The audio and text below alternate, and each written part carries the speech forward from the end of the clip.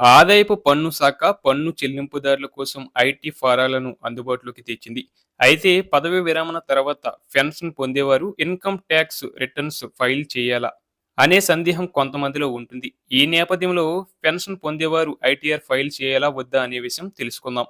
Retirement తర్వాత pension పొందేవారు income tax filing అనేది ఆప్షనల్ అని చాలా మంది భావిస్తారు.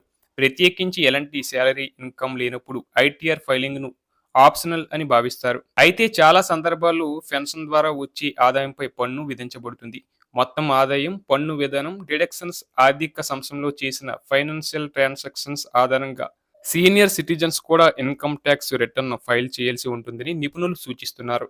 ఐటీఆర్ ఫైల్ చేయడం ద్వారా ట్యాక్స్ రిఫండ్స్ క్లెయిమ్ చేసుకోవడం, పెన్షన్, వడ్డీ ద్వారా వచ్చిన ఆదాయాన్ని సరైన విధంగా రిపోర్ట్ చేయడానికి, కొన్ని నష్టాలను ముందుకు తీసుకెళ్లేందుకు ఫైనాన్షియల్ రికార్డులు మేనేజ్ చేసేందుకు ఐటీఆర్ సహాయపడుతుంది.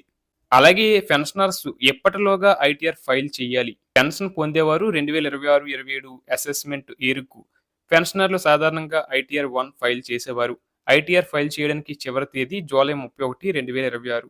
ఒకవేళ జూలై గడువును దాటితే జరిమానాతో డిసెంబర్ 31, 2026 వరకు పెనాల్టీతో బీలేటెడ్ రిటర్న్స్ ఫైల్ చేయవచ్చు. ఆదాయపు పన్ను శాఖ ఇప్పటికే online, offline filing, ITR 1, ITR 4, Excel utility ద్వారా ట్యాక్స్ పేయర్స్ 2025-26 ఆర్థిక సంవత్సరానికి సంబంధించి ఇన్కమ్ ట్యాక్స్ రిటర్న్స్ ఫైల్ చేయవచ్చు.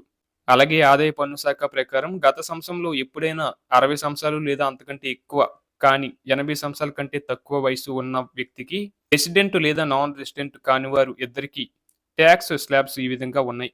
పాత పన్ను విధానం ప్రకారం 3 లక్షల వరకు ఎలాంటి పన్ను ఉండదు.